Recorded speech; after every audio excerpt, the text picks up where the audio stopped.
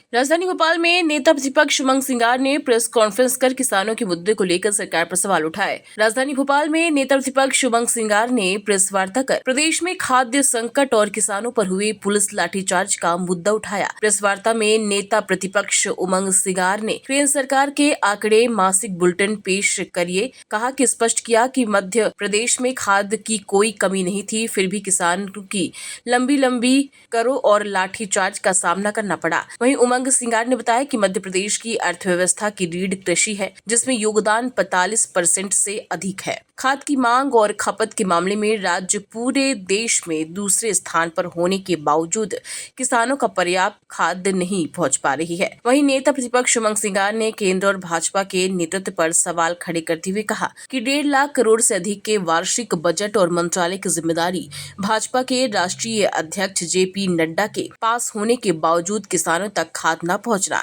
सरकार की सबसे बड़ी नाकामी को साबित करता है। पंखा बंद कर दें इसके।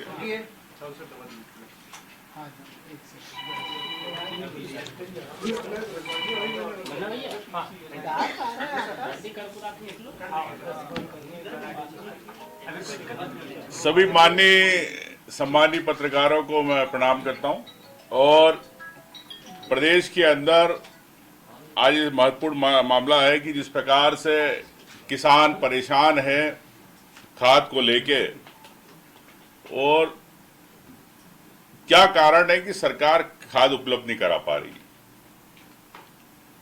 एक तरफ मोदी जी ने 2014 में कहा था कि हम किसानों की आय दुगनी कर देंगे। किसानों की आय दुगनी कब होगी?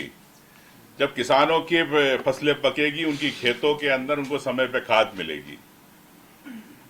शिवराज जी पंजाब घूम रहे आधे पानी के अंदर और फसलें निकाल रहे पानी से, लेकिन मध्य प्रदेश के किसानों को शायद भूल गए। आज मुझे जानकारी मिली कि मोहन यादव जी स्कूटी बांट रहे हैं। अच्छी बात है, बधाई देते हैं। कांग्रेस के पहल पे आपने ये सबका ध्यान रखा बच्चों का, उसके लिए बधाई।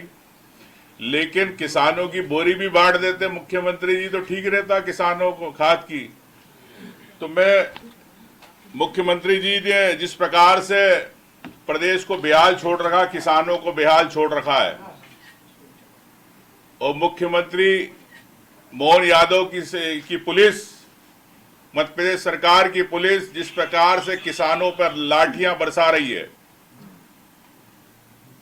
2 सितंबर 2025 को रीवा में आपने घटना देखी, 8 सितंबर 2025 भिंड में देखी, और कल परसों की बात है 9 सितंबर रीवा के उमरी में खाद वितरण में स्थिति हुई।